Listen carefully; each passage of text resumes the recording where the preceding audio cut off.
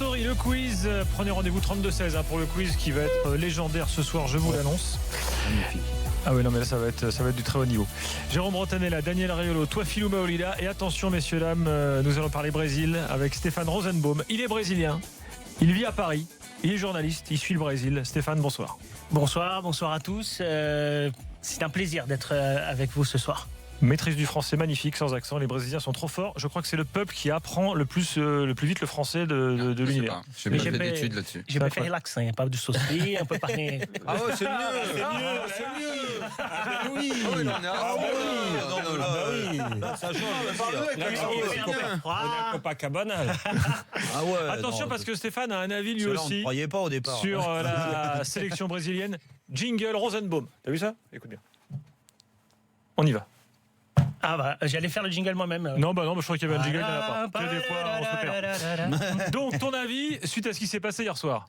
Alors, c'est vrai que, comme tout Brésilien, après la défaite en 2014, Oui, traumatisme. peut-être que pour tous les autres nationalités, c'était un souvenir merveilleux, la Coupe du Monde au Brésil. Pour les Brésiliens, un peu moins. Et c'est vrai que hier, j'ai vu le match. On était 6 Brésiliens et un Allemand. On a quand même emmené un petit Allemand pour le charrier. C'est vrai que devant nous, il y avait une sélection allemande qui n'était pas vraiment la titulaire. C'est vrai. Mais pour le Brésil est rentré avec un focus, c'est-à-dire de gagner ce match, coûte que coûte. Et d'ailleurs, on peut voir que Tite... Alors, je ne sais pas si on le prononce comme ça en France, Tite. En France, on dit cheat. Non, mais on va apprendre comme ça. Mais Tite, en fait, Nous, on va dire C'est le sélectionneur. Voilà, Ouais. on peut voir le sélectionneur. Daniel, Tite. Moi, à Daniel partir de dit- maintenant, je dirais que Tite. Je te l'ai dit depuis le début, tu ne me croyais pas, maintenant c'est bien. Maintenant. Ah non, Donc, Tite, il a redressé la sélection en quelques mois, c'est Voilà, impressionnant. et on le voit, il n'a pas fait de grands changements. Il ne voulait pas vraiment Donc tester c'est possible ses qu'un joueurs. sélectionneur arrive comme ça et change le visage d'une équipe. Non, c'est juste pour savoir parce que nous ça fait 8 ans qu'il est là maintenant, donc c'est juste pour Alors, savoir. Tite a une particularité, c'est-à-dire que quand il était au Corinthians au Brésil, il a tout gagné avec le Corinthians et il s'est arrêté. Il avait déjà assez d'argent pour s'arrêter et pour aller apprendre, c'est-à-dire il savait que se perfectionner. Et donc c'est rare. En plus, dans le football brésilien, souvent les Brésiliens se disent on sait tout, on n'a pas besoin d'apprendre, etc. Je te rassure, ici c'est pareil, nos coachs ils pensent tout savoir. Et voilà, Mais il a fait quoi? Il est allé voir un peu d'autres clubs. Il est venu en Europe, voir un peu comme le Bayern fonctionnait, comme Barcelone fonctionnait. Ah, il n'est pas allé à la Fédé pour parler un peu avec Domenech? Quand même, quand c'est lui qui forme nos entraîneurs, je sais pas, il aurait pu venir se renseigner. Mais c'est vrai que c'est étonnant ça quand même. Imagine nous, Ah non, ça s'appelle le travail, la curiosité, l'éveil intellectuel. Je sais pas, imagine Laurent Blanc, champion de France. Ah non, mais non, les Français le font pas, j'arrête, ça, on je vais le sait. aller. Peut-être que Laurent Blanc le fait. Ça fait combien de temps qu'il entraîne plus?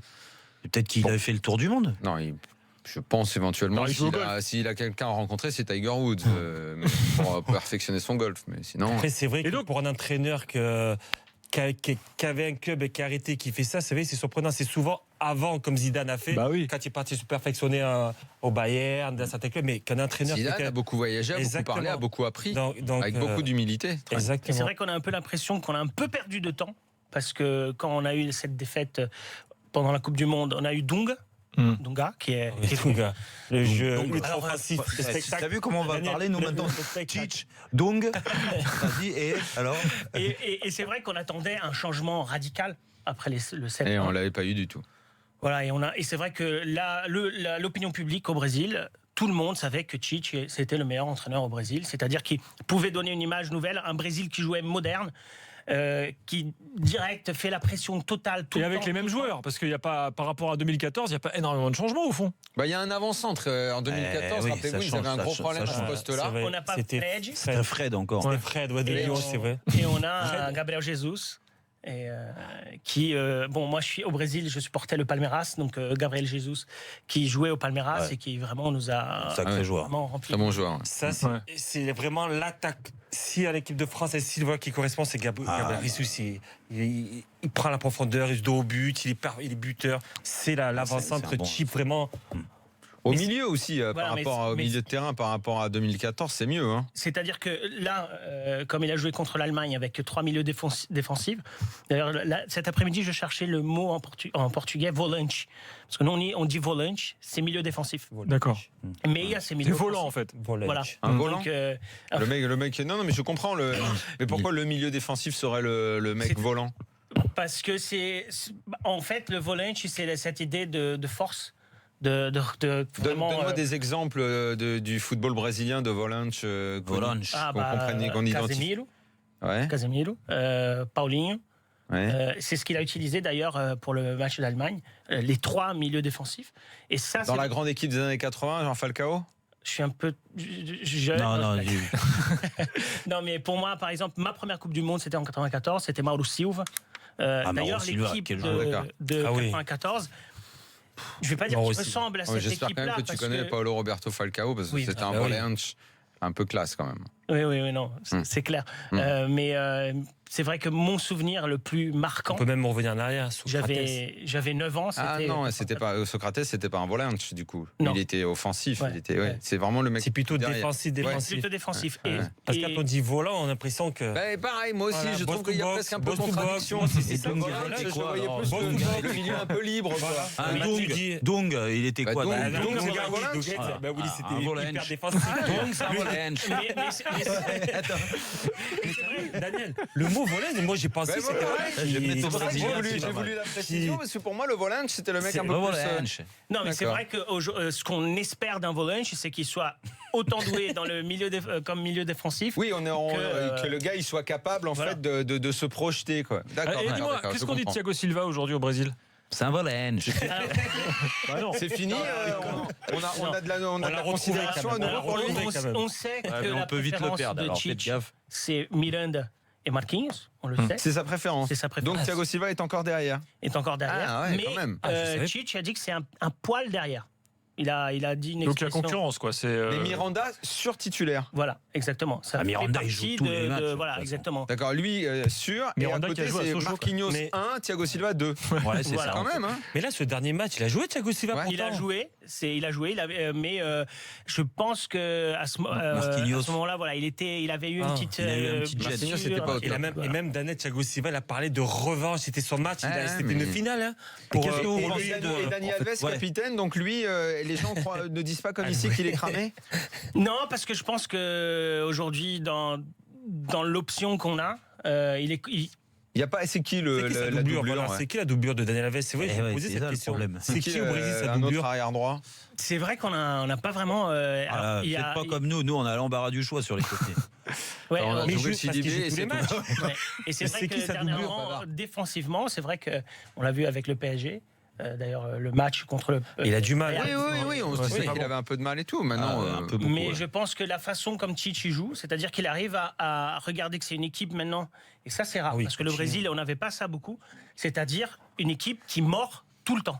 Oui, d'accord. Oui, avant, ça, c'est important. l'avant-centre, il revenait pas. Ouais. Là, tout le monde défend. Non, mais là vous avez un 11 type qui est délié, qui est énorme. Coutinho, c'est un volante Coutinho? Non. Coutinho, non. Il est plus un milieu créateur. Non, c'est Casemiro, le Casemiro, Paulinho. Et Casemiro, à l'époque, quand il était au Brésil, on donnait rien. Vraiment rien. On misait pas sur lui. Ah non, c'est sur qui? C'est le Real qui l'a transformé. Casemiro. Beaucoup de joueurs qui viennent du Brésil ou qui viennent d'Amérique du Sud remontent le niveau ici. C'est-à-dire qu'au Brésil, on oublie souvent le côté technique. Ouais. Et c'est vrai que beaucoup de joueurs qui viennent en Europe, ils arrivent à se développer. À se révéler. Non, mais c'est vrai que lui, il a quand même progressé. Ah oui, c'est vrai. Attends, même ici en Europe, quand il est arrivé, c'était pas le même joueur. Il n'était pas apprécié dans les bons. On disait, le mec un peu bourrin et tout. Et le Real l'a bonifié au point de devenu un joueur essentiel. Les 2 matchs contre Paris, si tu as vu les 2 matchs, Casemiro, il est au-dessus, au milieu. Au tout début, Casemiro, c'est vrai, au tout début, son image, c'était le joueur la satinelle qui va récupérer. On disait, il s'est pas besogneux, exactement, le porteur de. C'est très limité. Ce que disait Fred Hermel n'était pas forcément vrai. C'est des news de Neymar? Alors Neymar, cela coule douce un peu au Brésil. Ah bon, c'est toi qui joue beaucoup au poker, parce que tu sais que c'est un très bon joueur de poker. Hein. Oui, je sais. Mais Neymar, il y a eu une grosse polémique avec Casagrande, qui est l'ancien joueur. Ah bon, et comment on peut ne pas être au courant d'un truc sur Neymar? On sait même pas. Il est consultant, lui, c'est ça? Oui, là, voilà, ça fait presque un Casagrande mois ou un mois et demi. Pas de Dominique Casagrande. Non. C'est gardien. Mais c'est vrai qu'il est commentateur pour la TV Globo, qui est la télé numéro 1 au Brésil. Oui, Télé Globo, oui. Et Télé Globo avait du mal parce que au début, ils avaient une amitié très forte avec Neymar pour pouvoir l'avoir dans la sortie de les matchs, etc. À un moment donné, le commentateur principal de la chaîne de télé a un peu parlé en disant voilà, Neymar doit. Voilà. Il y a eu des critiques. Il s'est senti touché. Et il parlait plus à la comme télé les Globo. sifflets au PSG quand il s'est senti touché. Voilà. Il fait la gueule à Globo. Casagrande a dit c'est un enfant pour y gâter. Sur le terrain de foot. C'est pas faux. C'est un enfant pour y gâter.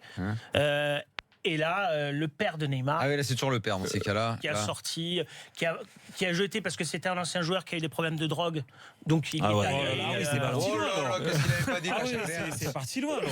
C'est parti loin. Et c'est vrai qu'au Brésil, avant, tout le monde parlait que du bien de Neymar. Et là, Maintenant, il y a une petite partie de la population qui dit il va falloir grandir et être un homme sur le terrain parce que voilà, il faut arrêter à chaque fois que l'arbitre siffle pas de faire voilà. Ah Et oui, aussi- donc il commence quand même à y avoir 2-3 petites critiques sur Neymar. Ce n'est plus une idole intouchable. mais c'est surtout l'image qu'il a passée au Paris Saint-Germain. Je me souviens d'un des matchs où tout simplement parce qu'il a été sifflé à la fin le PSG voilà, a il est gagné, sifflé. il n'est pas allé il est parti. Il est rentré Et ça, au dans Brésil, ça n'a pas plu? ça n'a pas plu. Ah, c'est bien ça. Mais ça commence à changer. Par contre, on le savait pas. au Brésil, ça reste encore la majorité, c'est-à-dire tant qu'il joue bien. Oui, non, mais bien sûr. Oui, Bien sûr. bien. Après, on De toute parle façon. d'un joueur hors norme, évidemment. Il manque plus que ça, Mais bien comme sûr. Romario à l'époque, où Romario voulait pas s'entraîner, Romario voulait pas se concentrer à l'hôtel, mais il faisait des buts, on ne disait rien. Voilà. C'est Et normal. Neymar, si il voulait le pas se Brésil va concentrer à mal, l'hôtel. Non, il voulait pas aller aux mises au vert. Ah oui, parce À mise au vert. que La concentration. je voyais ça au. À l'hôtel, parfois, il y a différentes concentrations. Non, mais ça c'est dépend pour des ça. hôtels. Donc, s'il voulait pas se concentrer, C'est la tu peux traduction du imaginer, portugais au c'est français. clair. Ah, toi, Philo, tu connais ça, toi? De quoi? La concentration à l'hôtel, de pas pouvoir te concentrer à l'hôtel. C'est-à-dire. Je sais pas. C'est-à-dire, dis-moi. Dis-moi. Ah non, tu vois pas. La concentration à l'hôtel. Oui. Une concentration. Ah ben, certains joueurs Ah non, mais à leur ça. concentration. Ah oui, oui. Certains jouent à la Stéphane, un truc à console, rajouter certains. Ou t'as dit J'allais l'essentiel? dire que Joue à autre Neymar, chose. S'il vous il plaît. joue vraiment une carte, Neymar, pour cette Coupe du Monde. C'est-à-dire que si le Brésil ne fait pas long feu, il va Ah, avoir bah, ça va être beaucoup le de Brésil de problèmes. Neymar qui sera en échec. Ah hein. oui. On attend de lui qu'il porte l'équipe comme il a fait au JO. Et là, les critiques vont vraiment. Ah, bah, Ah oui, évidemment. C'est pour ça Au Brésil, qu'on ça en revient rigole pas. à hein. ce que je te Et dis. après, ici en France, quand il y a des critiques, les mecs, mettez-nous tout en haut, aimez-nous, soutenez-nous, là, comme on fait Griezmann et Pogba, là, à quémander et à chouiner.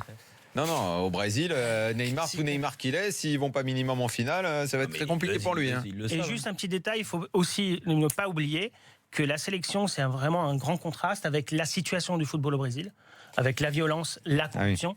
Ça, c'est vraiment un grand contraste. Et justement, c'est la première fois qu'on a un entraîneur qui a une image d'un gars humble et honnête.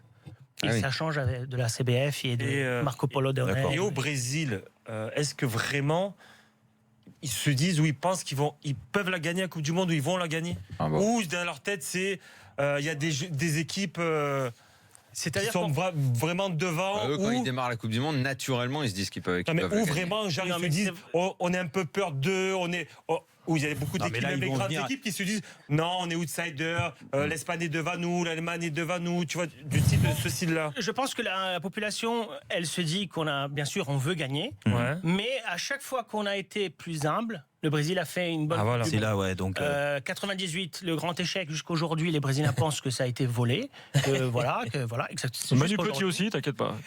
oui, Manu qui se demandait pourquoi il a gagné 3-0. Et en 2002, Pâques, Brésil qui fait une bonne Coupe du Monde et qui Donc là, gagne. ils vont revenir humbles après l'échec de 2014. Voilà, Ouais, et la oui. population, on préfère ne rien dire. C'est-à-dire qu'après cet échec, on préfère Voilà. attendre et voir. Mais c'est vrai qu'avec Tchich, maintenant, on a cette image. C'était très important de gagner contre l'Allemagne, très très important pour cet orgueil. Ah bah oui, c'est sûr. Et maintenant, on va voir qu'est-ce que le Brésil peut faire. Là, j'imagine Stéphane, qu'au Brésil, merci on beaucoup. estime que depuis le titre de 2002, Coupe du Monde 2006 raté, 2010 raté, 2014 C'est pire. c'est pire que tout. c'est la la rousse, grosse c'est claque. catastrophe. Et c'est- Trois Coupes du Monde ratées de suite pour les Brésiliens. Ça n'a pas dû. Mais il ne faut pas oublier qu'à chaque fois, même si on a eu 3 ratages, mais il y avait souvent ce truc, on est brésilien, nous sommes les meilleurs, on rentre sur le terrain, et on n'avait pas une équipe comme ce que Tite a pu faire, ce gars qui est fédérateur. Ouais, ce vrai collectif, qui est aujourd'hui. Voilà, on commence dès le début du match à aller dessus, à essayer de voler le ballon en haut. En plus, il ne faut pas gagner. Après, en 74-1, 74. 78, 82, 86, là aussi, ils sont éliminés prématurément, quoi. Et même 90, ils perdent en 8e contre l'Argentine. Souvent par la France, mon petit Stéphane. Non, mais ce qu'on voit aussi beaucoup du Brésil, c'est que 86, c'était le meilleur. Ce qu'on voit beaucoup du Brésil aussi, c'est que comme là, ils sont ils prennent peu de buts, voilà, comme tu as dit, c'est devant, ça peut marquer à tout va, ils prennent peu, ils sont costauds. Pour moi, je les place dans les. Ouais, mais dans les 3. Moi aussi, pour moi, ils sont dans les 3. Pour moi, ils sont dans les 2. Ouais, voilà, même pour moi, ils sont avec Espagne, Allemagne. Et Neymar, c'est dans son but, dans sa tête, c'est ça, cette Coupe du monde-là. Et c'est très important de dire justement ça, c'est qu'avant, dans les années 70, on pouvait voir des matchs, bien sûr, on a vu l'Espagne et l'Argentine, mais en Coupe du Monde, des 5-0, des 6-0, des 4-0, etc. Aujourd'hui, il faut vraiment être costaud derrière, et c'est une des premières fois qu'on peut dire que le Brésil est vraiment costaud. Pas de but. Stéphane, reste avec nous, parce que dans l'After Story, on va parler d'une autre histoire sud-américaine, mais qui, vous allez le voir, va nous ramener vers toi, Philou. Je sais pas pourquoi. Sud-américaine. Moi aussi, tout de suite, ça m'a fait penser à toi, Philou. C'est vrai ? Ouais. Attention, c'est parti. Et 1 et 2 et 3 pénaltys ratés dans le même match. C'est pas toi, Philou. Nous sommes à l'été 99. Toi, Philou Maolida est à Montpellier. Il est avec Cyril Serret-Zoum, Geoffrey Doumingue. Jérôme Rotten, lui, dans le même temps, fait vibrer le Stade Malherbe en D2 avec Jimmy Hébert et Samuel Boutal. Autant dire que là, il y avait du très lourd. Tous ces mecs-là ont eu l'honneur de porter le même maillot que toi. Et de l'autre côté de l'Atlantique, en même temps, il y avait la Copa América au Paraguay. Et là, en 99, Colombie-Argentine, deuxième match de la poule, match qui n'a rien d'extraordinaire. Sauf qu'à l'issue de la rencontre, un joueur inscrit son nom dans le Guinness Book des records. Il s'est passé un truc jamais vu. L'Argentine est dirigée par Marcelo Bielsa, figurez-vous. Il fallait que ce soit Bielsa sur le banc pour un truc pareil, ça pouvait être que lui. Et là, donc, tu as eu très costaud quand même. Tu as Ayala, Sorin, Walter Samuel, Zanetti, Diego Simeone, Kili Gonzalez, Riquelme et le grand avant-centre Martin Palermo. Palermo, attaquant, la star de la Bombonera. Il enquille les buts à Boca, tout. Vraiment, le mec, Rosta et tout. Premier match contre l'Équateur, il inscrit un doublé. Jusqu'ici, tout va bien. Il arrive donc là dans ce match, 5e minute, penalty pour l'Argentine. Palermo s'élance, il envoie un missile sur la barre transversale. Palermo, Voilà. Il avait commencé à dire but, barre transversale. 5 minutes plus tard, la Colombie ouvre le score, 1-0 pour les Colombiens. 76e minute, nouveau péno pour l'Argentine. Palermo arrive, il frappe comme une mule, au-dessus, encore raté. Martín, Palermo. C'est énorme.